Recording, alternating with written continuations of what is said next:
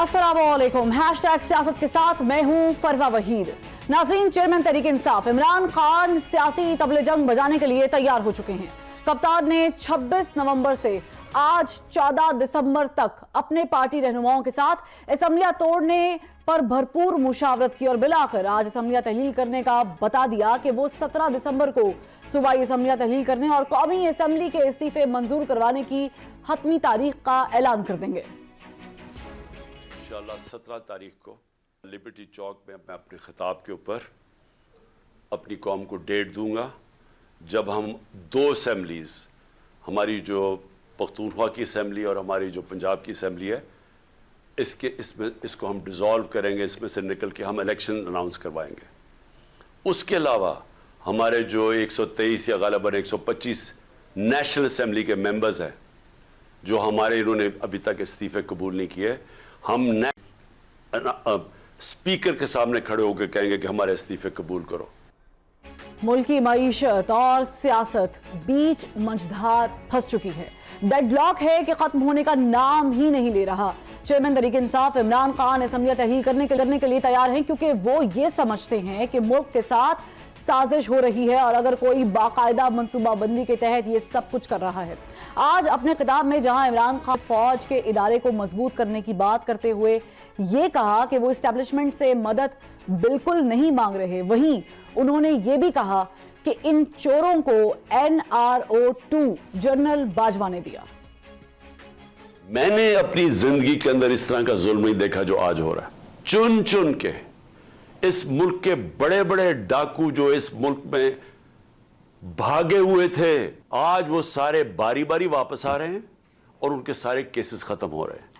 तो इनको सारों को पाक किया जा रहा है।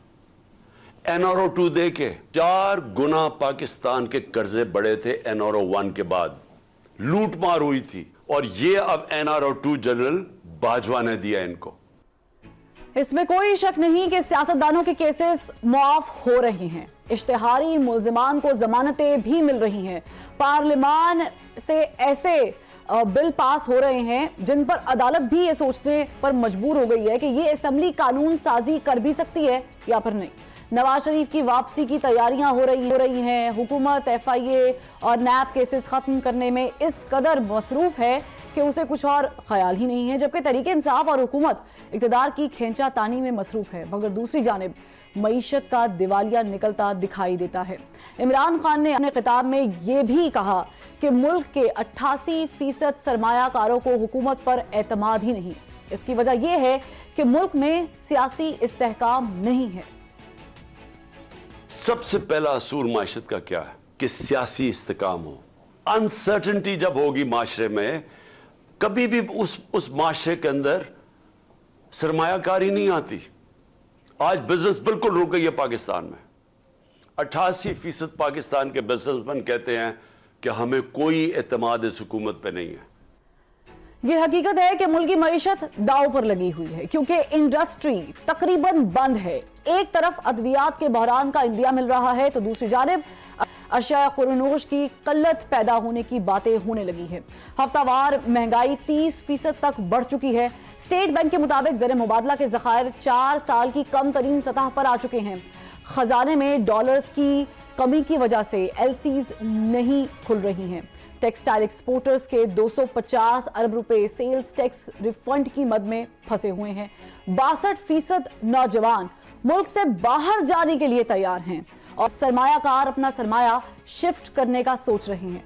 एक तरफ शटडाउन तो दूसरी जानिब क्लीन चिट। मईशत तबाहाल तो हुकूमत माशाल्लाह खुशहाल।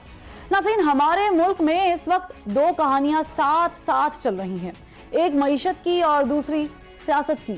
पहली कहानी में सन्नाटा है, सुकून, खामोशी और पुरअसरारियत है।